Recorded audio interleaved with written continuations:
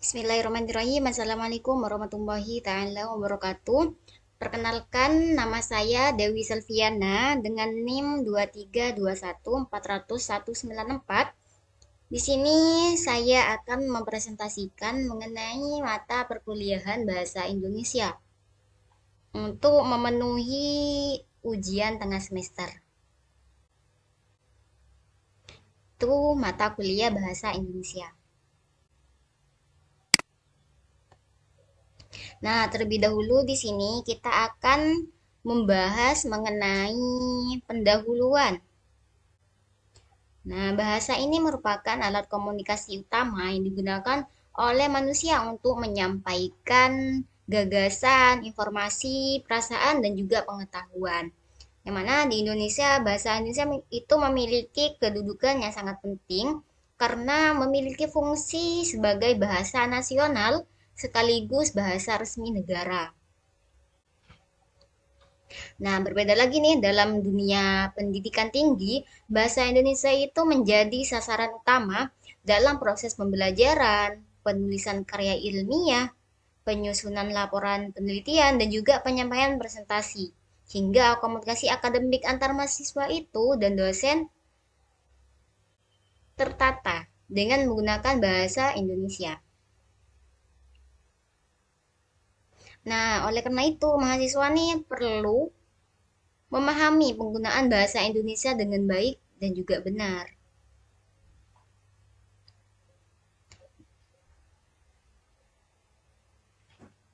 Di sini juga bahasa Indonesia itu memiliki beberapa fungsi penting, yaitu sebagai bahasa persatuan, bahasa resmi negara, sebagai bahasa pengantar pendidikan, bahasa ilmu pengetahuan dan teknologi, dan juga yang terakhir sebagai alat komunikasi nasional.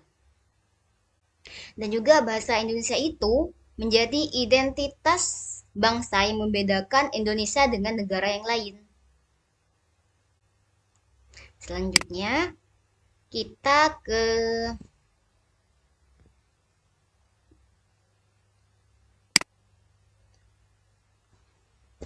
sejarah bahasa Indonesia. Asal-usul bahasa Indonesia itu, yaitu yang pertama itu pada masa Kerajaan Sriwijaya, bahasa Melayu itu sering digunakan sebagai bahasa perdagangan dan juga komunikasi antar wilayah. Setelah itu masa penjajahan, yang mana bahasa Melayu itu sudah mulai berkembang luas dan digunakan oleh masyarakat dari berbagai daerah. Setelah masa penjajahan, pada saat itu Sumpah Pemuda 28 Oktober 1928, para pemuda Indonesia itu menyatakan, kami putra dan putri Indonesia menjunjung bahasa persatuan yaitu bahasa Indonesia. Nah, peristiwa ini menjadi tonggak lahirnya bahasa Indonesia sebagai bahasa persatuan. Nah, setelah itu, setelah kemerdekaan pada tanggal 18 Agustus 1945, bahasa Indonesia itu ditetapkan sebagai bahasa negara dalam Undang-Undang Dasar 1945.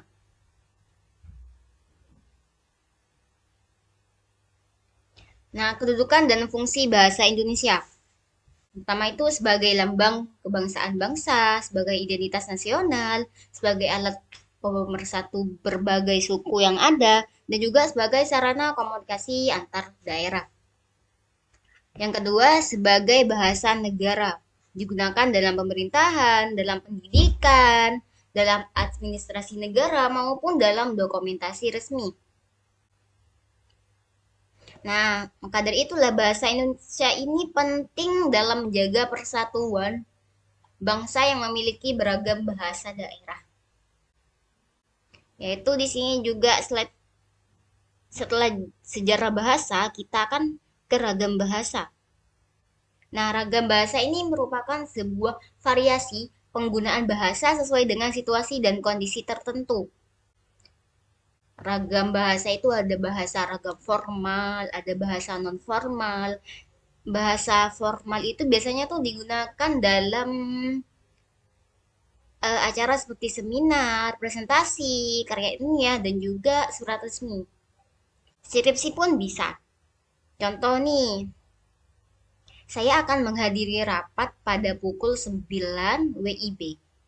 Itu merupakan ragam bahasa formal. Dan ada juga nih ragam bahasa non formal, yaitu digunakan dalam percakapan sehari-hari. Contoh, aku mau ikut rapat nanti. Bisa tahu kan bedanya antara non formal dan formal. Nah, setelah itu di sini ada ragam lisan dan ragam tulis ejaan bahasa Indonesia. Ragam lisan ini disampaikan secara langsung, dibantu oleh intonasi dan ekspresi, dan juga terjadi interaksi dua arah antara si A dan si B. Nah, setelah ragam lisannya itu ada ragam tulis. Menggunakan kaidah bahasa yang lebih ketat, tidak dibantu intonasi, harus jelas dan mudah dipahami itu menggunakan tulisan. Menggunakan tulisan.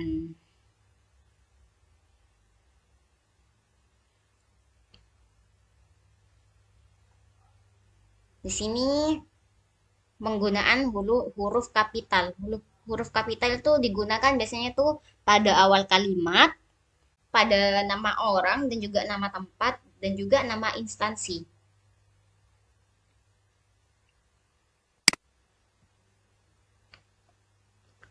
Penulisan kata dan baca kata depan ditulis terpisah, contoh di rumah, di kampus itu antara di I ke R itu tidak boleh digabung.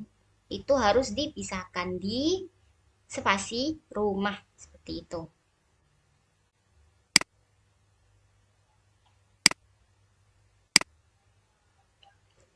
Nah, tanda baca seperti titik. Titik itu biasanya itu untuk mengakhiri sebuah kalimat.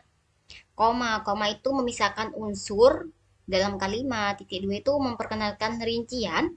Tanda tanya itu mengakhiri kalimat tanya atau bertanya, apakah hari ini kuliah itu masuk? Nah, di akhirnya itu kita kasih tanda tanya.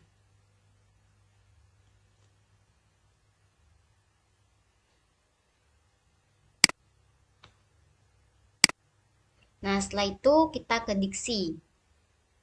Diksi atau pilihan kata.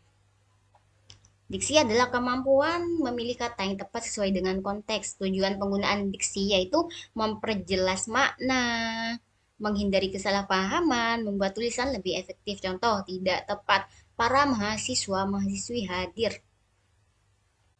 Di sini juga ada kalimat efektif. Kalimat efektif itu adalah kalimat yang dapat menyampaikan pesan secara jelas dan mudah. Ciri-cirinya nih, kalimat efektif itu jelas, ringkas, logis, tidak bertele-tele, memiliki struktur yang jelas. Contoh nih, mahasiswa itu sedang belajar di perpustakaan. Nah, itu contoh diksi yang tidak efektif. Lalu, bagaimana contoh diksi yang efektif? Yaitu, mahasiswa itu sedang belajar di perpustakaan. Nah, setelah diksi di sini juga ada paragraf. Apa sih paragraf itu? Paragraf adalah kumpulan kalimat yang membahas satu gagasan utama. Unsur-unsur yang ada di dalam paragraf itu yaitu kalimat utama dan juga kalimat penjelas. Fungsi paragraf itu yang pertama menjelaskan ide secara teratur, memudahkan membaca memahami isi tulisan.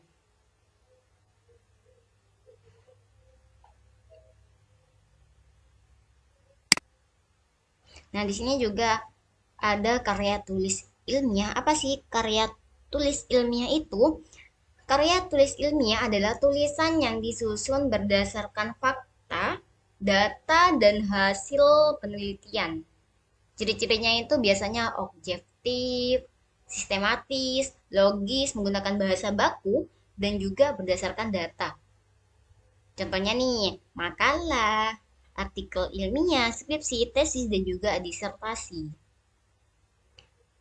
Biasanya struktur karya ilmiah itu yang pertama itu ada judul. Setelah judul itu seharusnya tuh ada pendahuluan. Setelah itu landasan teori. Apa sih teori yang akan kita gunakan nih untuk sebuah penelitian tersebut? Yaitu setelah itu ada metode penelitian. Metode apa yang akan kita gunakan dalam penelitian ini? Setelah itu pembahasan.